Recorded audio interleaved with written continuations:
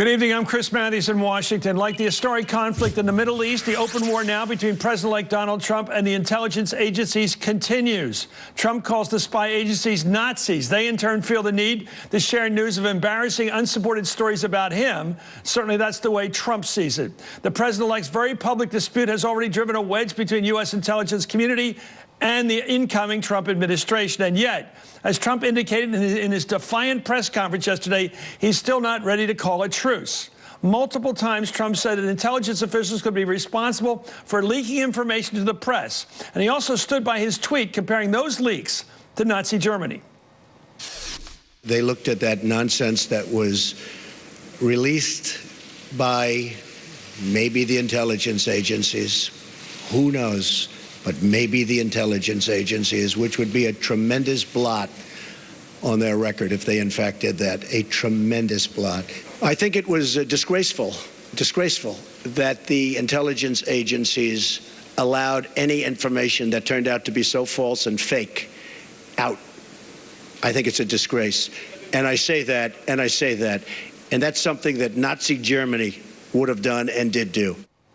After a conversation with Trump last night, Director of National Intelligence James Clapper released a statement to deny responsibility for the leaks and note the unreliable veracity of that 35-page dossier, which was originally generated as part of an opposition research effort by anti-Trump Republicans. Quote, I emphasize that this document is not a U.S. intelligence community product and that I do not believe the leaks came from within the intelligence community. The intelligence community has not made any judgment that the information in this document is reliable. Well, this morning, the president-elect appeared to contradict the director on that latter point, saying that Clapper told him the document was not true. Quote, James Clapper called me yesterday to denounce the false and fictitious report that was illegally circulated, made up phony facts, too bad. That was Trump. A summary of those inflammatory allegations was included in an appendix to the classified report on Russia and was shared with members of Congress, known as the Gang of Eight. There they are, last week. I'm joined right now by Panetta, the former director of the CIA, and, of course, former Secretary of Defense under President Obama. Mr. Director, Mr. Secretary, I should say as well, what do you think of the decision by the intelligence community, the CIA and the others, to distribute to all 8 members of the Gang of Eight, they're the ranking members and the chairman of the intelligence committees, but also the political leadership of both sides of the aisle and both sides of the hill, to distribute that widely, this 2-page attachment, which was not intelligence, but was some kind of information gathered by Oppo research operation about Trump. Was that wise to distribute it that widely? Well, Chris, I think the standard that usually is followed here is that based on the briefing that they gave the President of the United States and then the briefing that they gave to the President-elect, the intelligence community is obligated to then present that briefing to the key leadership on Capitol Hill, both Republican and Democrat. So it's a standard procedure to present whatever briefing was presented to the president and to the president-elect to that group of leadership on Capitol Hill. But the actual intelligence they gave him in terms of the Russian engagement in our campaign was the intelligence they gave him. And then they added this 2-page attachment, which they said was not intelligence, but was in fact some of this information. I think it was even marked disinformation. Why didn't they just hand it to Trump on the side or give it to one of his people rather than get it so widely distributed that somebody was probably going to leak it, especially somebody either in the Republican Party, perhaps more likely in the Democratic Party, was going to leak it to one of their contacts in the press, which apparently is what happened, unless you believe the CIA leaked it. Your thoughts? Somebody leaked it. No, that's right. As we know from our own experience, that kind of thing gets leaked. You know, I don't know all the reasons that were involved in having that document accompany the full brief with regards to the Russian hacking. I suspect that because it involves sensitive information, even though it was unverified and had not been substantiated, that because it was so sensitive, they felt they had an obligation to present that to both the president and the president-elect. Normally, you do provide that kind of information. If you have an unsubstantiated report, even though it is unsubstantiated, If it is sensitive and if it is information that you believe, could very well ultimately be proven true, then usually even in intelligence briefings, that kind of information is provided with the condition that it is unsubstantiated and not verified. Who do you think is the more likely suspect? The intelligence community? Now, Mr. Clapper has denied it on behalf of his community. That would include all the agencies involved. Or the Hill? Or the Hill? Where do you think it would come from? Those 8 members on the Hill or one of the officials Chris, Langley? We always speculate. Well, if you're Trump, what would you think? If you were Trump, what would you think was your enemy? Who was your enemy? I've worked for 9 presidents and 2 presidents in the Oval Office, and all of them hate it when anything is leaked. President Clinton was that way. President Obama was that way. Things get leaked, and it's frustrating. It's angering, but it's also the reality of Washington. As to who did it, you just don't know. I believe Jim Clapper that it wasn't in the intelligence community that did that. But when you're presenting those briefings, and if there are a lot of staff members that are present, then obviously it becomes vulnerable to some kind of leak. Yeah. Well, in his confirmation hearing today, by the way, Trump's pick for the head of the CIA, Congressman Mike Pompeo, took a hard line on Putin and said he'd pursue any lead regarding an untoward relationship between the Trump campaign and Russia. This is looking forward, Mr. Director. Let's watch. There are unsubstantiated media reports that there were contacts between the Trump campaign and the Russians. If confirmed, will you commit to exploring those questions? And if you find there is validity to those allegations, refer the information that you discovered to the FBI? I promise I will pursue the facts wherever they take us. The Central Intelligence Agency has that as one of its singular functions, and you have my commitment that I'll do that with respect to this issue and each and every other issue as well. Well, what is not clear at this time, at least, is whether the U.S. intelligence community is currently investigating alleged connections between Trump, his campaign, and Moscow. Mr. Panetta, I guess that's a tricky question. I remember in your book, I was just reading it today, one of the parts of your book, you talked about one of the reasons that CIA is out of the city, it's over in Langley, Virginia, is to keep the spies away from Washington and the political figures.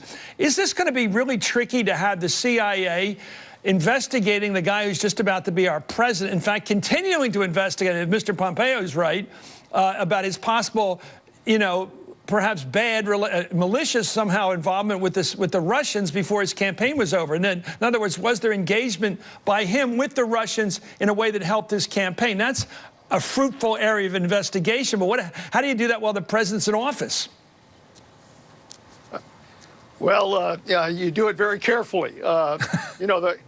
The reality is that the FBI obviously would be one of those agencies to investigate those allegations, and at least according to the director, it appears that they may very well have an investigation on that issue, and obviously the CIA might very well conduct a similar investigation. You would hope that those efforts would be coordinated, but the reality is that when it comes to investigating something that may involve the violation of the law, the White House really does not have much authority to be able to shut those investigations down.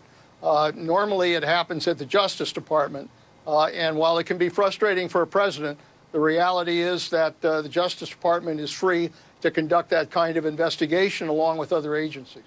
You've worked with agents, and I can tell you a heartfelt feeling for those agents over in our officials in Langley, the people who risk their lives and used to get the Medal of Freedom just for them, the stars on the wall. And they really do go into scary, frightening situations, which would drive most people crazy just to be there for a second in these foreign countries that maybe they hate us and they like to kill us, and they do. And what does that do to the morale of those to be called Nazis, basically, by Trump? And I'm not being explosive here. Those were his words. Yeah, no, I really regret that. It's not a good situation for our country, Chris, to have the President of the United States and soon to be Commander-in-Chief having this kind of contentious relationship with the intelligence community. It's not good for our national security. It's not good for the country. Sends the wrong message to our enemies that we don't have our act together. It You know, it really does impact the credibility of the information that they're going after. But more importantly, as you point out, it impacts the morale of those that are involved. And look, these are not Republicans and Democrats. These are good Americans who are working hard to try to provide the best intelligence possible to the president. And as you said, they have to put their life on the line.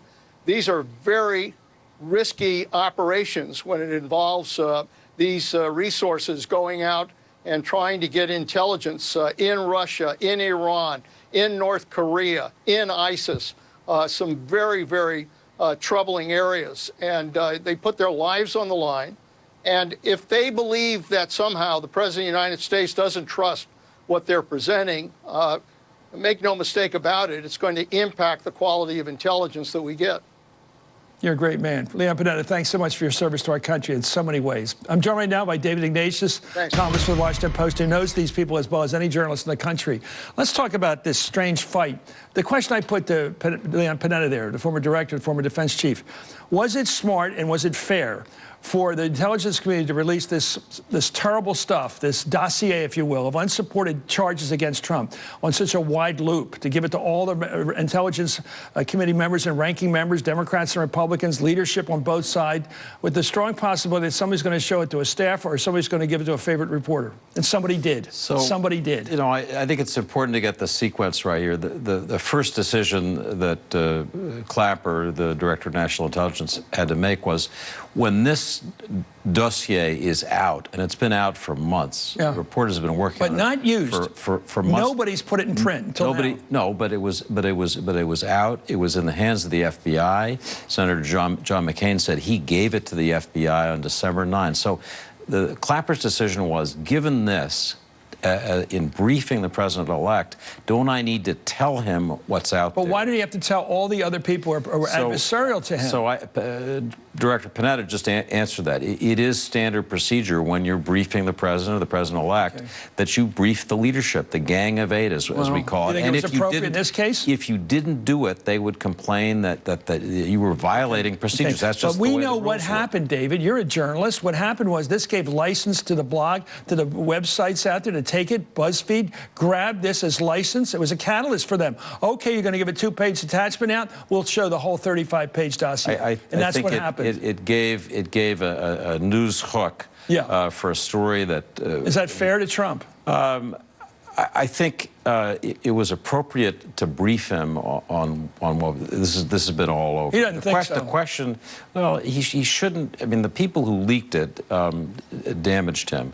I think that you have to distinguish between the CNN story, which said the facts, that he had been given this annex that described, they only used general terms, investigation by a former British intelligence officer into possible contacts between the Russians and the Trump campaign. Distinguish between that and BuzzFeed putting out the whole document, unredacted, with all the salacious details. They're not the same thing.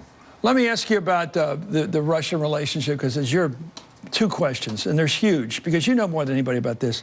Is there a possibility? First of all, why do you think Trump is always giving wiggle room to Putin? Only saying, well, it may be him, it may not be him. He doesn't want to charge Putin with anything. And a larger question, is it reasonable of him to assume that we might be able to improve our relations with the Russians to get back to where we were 20 or 30 years ago? Is that a reasonable goal? Two questions, two answers.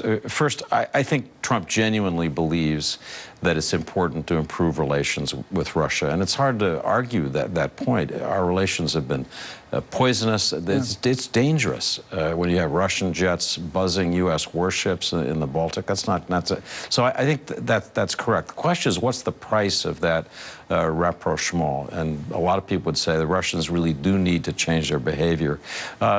Second, you know, is it realistic to do it? Yeah, I think it can be done, but I actually think this whole flap, whatever the Russians may have intended with their hacking, has made it much more difficult to get to where they want. There's now a big impediment. When you hear General Mattis today, Mike Pompeo, the CIA director, almost swearing that they're going to be hardliners on Russia,